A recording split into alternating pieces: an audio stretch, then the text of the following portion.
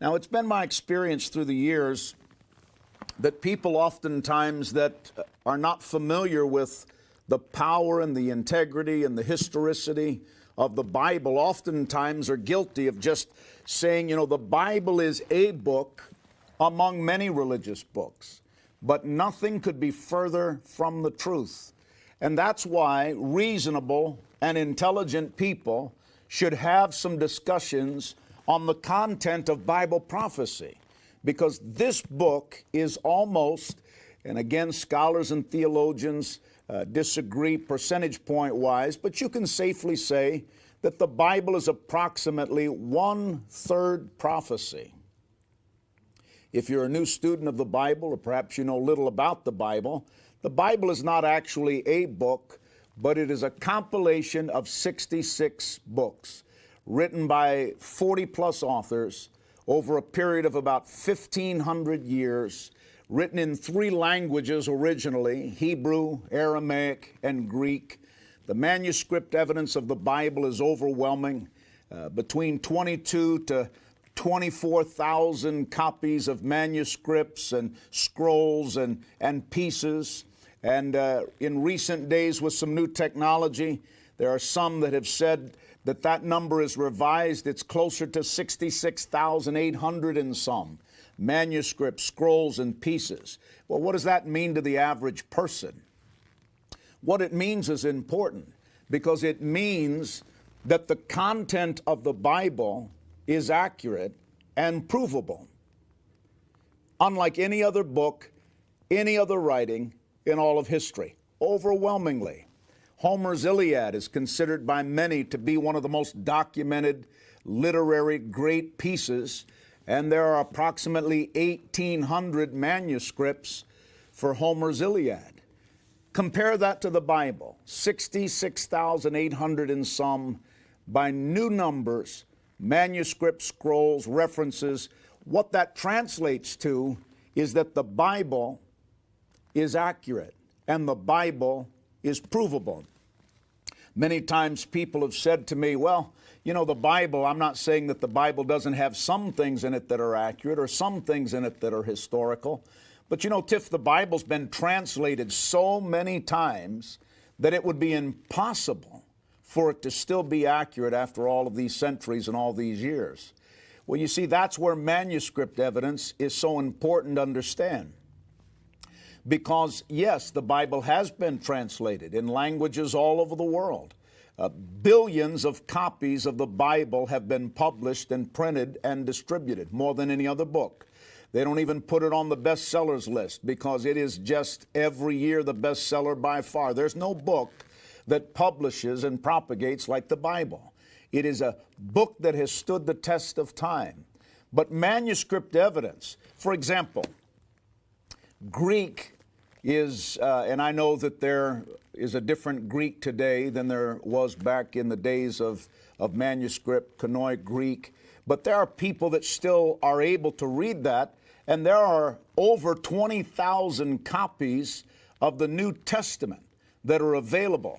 So it's inaccurate to say that it's been translated so many times that it's not accurate, because the original mold, the original manuscripts are still available to us today to interpret, and those who copied them did so with great intent, and we'll not get into how they did that, but do some research on that. I think you'll be absolutely blown away as to how cautious and how careful they were throughout history in dealing with original manuscripts. Not to mention in 1947, some shepherds in the Middle East were tending their sheep and throwing rocks into a cave.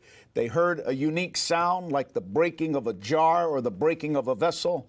And if you know the history of the caves of Qumran, those young shepherds went in there and they found multiple scrolls. The entire book of Isaiah was one of the scrolls that they found in the caves of Qumran. And do you know what they discovered? This is 1947, by the way. This is not, you know, ancient history. 1947. Some of you that are listening were alive in 1947. I wasn't, but we're not talking about ancient history. 1947, do you know what they found in that scroll in Isaiah? It was word for word. exactly like the book of Isaiah in the Bible, as were other things that were found in the caves of Qumran. So if you ever hear anybody say that the Bible's not believable because it's too old or it's been translated too many times, and that's a subject upon which volumes are built. I'm not doing an exhaustive study on that today. I'm just telling you that anyone who tells you that the Bible and the prophecies of the Bible are not believable or not trustworthy, you're talking to someone who's had shallow education or misinformed education. It is provable. The Bible is provable through science. The Bible is provable through archaeology. The Bible is provable through the resurrection of Jesus Christ. One of the most well-documented facts in history, not just said by Christians, but non-Christians as well. The Bible is provable through prophecy because almost 1/3 of the Bible is prophecy, and over 80% of those prophecies have already come to pass with complete and total accuracy. And the Bible is provable through manuscript evidence, just to give you some ideas. And, I was talking to someone the other day. They asked me that question. They said, what do you mean the Bible's provable through archaeology? Now, most of you that are listening have heard of biblical archaeology, but here's the misnomer about biblical archaeology. Most people say, well, yeah, of course it's provable through biblical archaeology. It's biblical archaeology. They're all a bunch of Christians operating from a bias. No, that's not true. And I know that it would seem to be true. They only call it biblical archaeology because those digs are being carried out in the lands of the Bible. Most archaeologists are not Christians. Many of the finds, many of the digs, many of the great discoveries in biblical archaeology were done by scientists, geologists, archaeologists, non-believers, skeptics, and the list goes on. Do you know how many digs there have been in the land of the Bible through archaeology? Over 26,000. Do you know how many of those have disproved any of the content in the Bible? Not one single find in 26,000 digs in archaeology. Do you know how many of those digs have proven the content of the Scripture? Hundreds and thousands. One quick example. For many years, one of the attacks and the critics' attacks against the Scripture was its reference to a people called the Hittites. And there was nothing anywhere in the world about Hittites or a Hittite civilization. So oftentimes in universities and in higher education, this was one of the arguments leveled against the Bible. Say, well, the Bible speaks about Hittites and there is no record of Hittites, and this is just proof that many of the things that in the Bible are inaccurate in their fabrications. Several years ago in Turkey, they uncovered many items that proved a Hittite civilization. Now, evidence for the Hittite people and the Hittite civilization are almost innumerable. When they uncovered that and began to dig, they just came across hundreds and thousands of articles and pieces and verified and proved that culture.